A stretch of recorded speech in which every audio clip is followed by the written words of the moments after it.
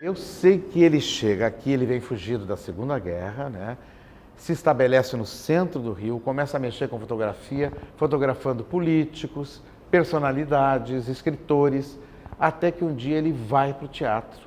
E aí desperta essa paixão dele por fotografar a cena, né? O trabalho teatral, né? Ele fotografava o que se passava na cena carioca, no Rio de Janeiro. Então, quando eu vejo assim, um artista com a sensibilidade do Carlos, né, e que realizou esse trabalho imenso durante décadas, né, e que teve o carinho de guardar esse material, né, os negativos, nós estamos falando de negativos, né, isso eu acho assim de uma beleza e de uma importância imensa. O meu contato com a coleção do Carlos Moscovitz, conhecida como Foto Carlos, se deu a partir de uma indicação da minha ex-orientadora do meu mestrado, a então coordenadora do CEDOC, do Centro de Documentação da Funarte, que era Helena Ferrez.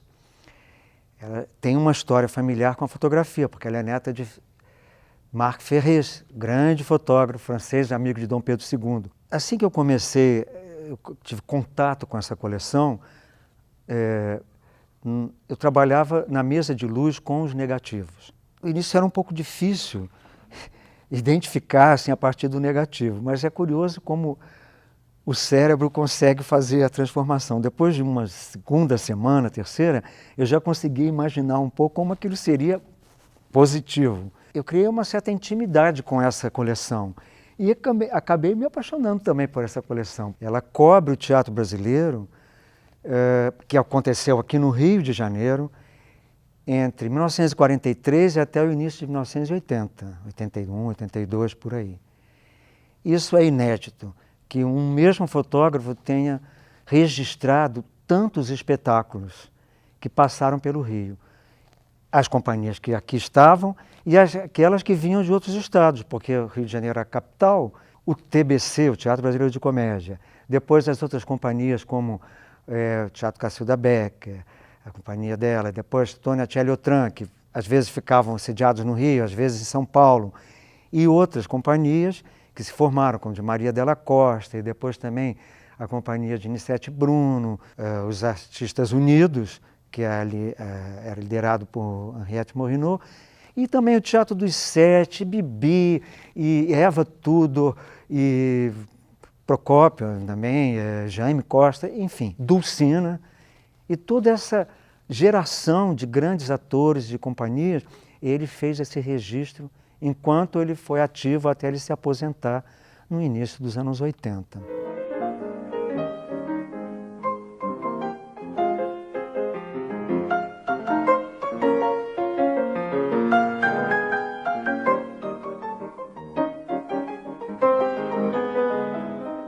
E o fato da peça do Nelson se passar em 3 planos, memória, alucinação e realidade, era absolutamente inovador, né? Para o público que vinha acostumado com uma narrativa mais linear. E isso proporciona, quando o Ziembinski entra em contato com o texto e vai dirigir, né, a criação dessa direção genial dele e também da cenografia do Santa Rosa, que a gente não pode esquecer, que soube brilhantemente transportar para a cena esses 3 planos do texto, né? Então imagina que deslumbre deve ter sido assim, ver uma noiva passar assim, como se flutuasse no 3º plano. O vestido de noiva, segundo uns relatos,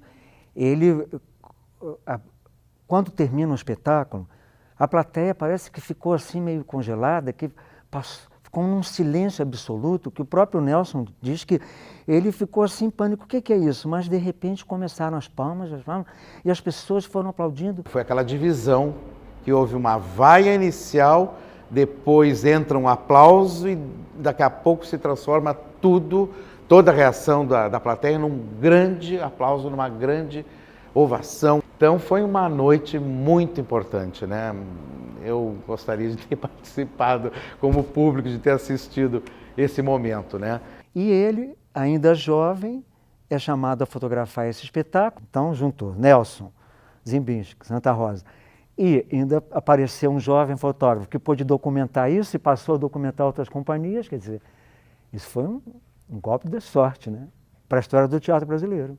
Ele tinha um olhar muito especial na maneira de clicar. Não era só chegar e fotografar de longe a cena, não. Existe aquela foto aberta que mostra toda a cena, e existe também a de detalhe, a de close, até que mostra um detalhe de expressão do ator ou um detalhe de figurino. Então ele tinha muita sensibilidade realmente para esse trabalho, por isso que ele se tornou um mestre nessa arte, né, de fotografar teatro. Ele utilizava a iluminação que era do espetáculo. Claro que aquilo era um pouco posado, porque era uma cena importante, que tinha aqueles personagens que eram importantes, etc. Mas ele também usava, acrescentava um pouco de iluminação para eliminar sombras, etc. O que dá, assim, vamos dizer, um contorno e um registro de muito boa qualidade. Esses registros fotográficos são fundamentais para a gente poder montar a nossa história teatral. Você vê até o estilo da interpretação, você consegue sentir isso, né? Através da imagem, né? Basicamente, os negativos da coleção estão em ótimo estado, a gente só faz uma limpeza. O próximo passo é enviar para a digitalização, vai ser gerado no arquivo digital e depois esses negativos eles voltam e em seguida essas imagens são acondicionadas num arquivo. Temos numa sala climatizada que é feita especialmente para isso. Esse é o arquivo onde ficam acondicionados os negativos do Fotocarlos. A ideia da digitalização é não só disponibilizar isso para o público de forma mais fácil, mas também fazer com que os originais não sejam mais consultados. Porque o ideal da preservação de qualquer documento é você reduzir ou até mesmo acabar com acesso a ele, entendeu? O Carlos fez um registro imenso, fundamental, que nos possibilita conhecer, ver a imagem, ver o rosto, ver a expressão de determinados atores que foram muito importantes, né? Para a formação nossa, para a formação do moderno teatro brasileiro, né? Então, é fundamental o trabalho que ele fez. A experiência é única.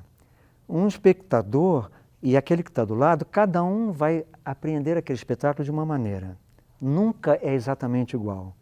A fotografia ela não pode dar conta disso, mas aquele registro, aquela imagem, essa iconografia, ela é valiosíssima para quem se interessa pela história do teatro brasileiro. Eu acho que eu tive muita sorte em ter um contato com essa coleção tão importante e poder trabalhar com ela e auxiliar outras pessoas que estão editando livros sobre o teatro brasileiro, que precisam dessa iconografia.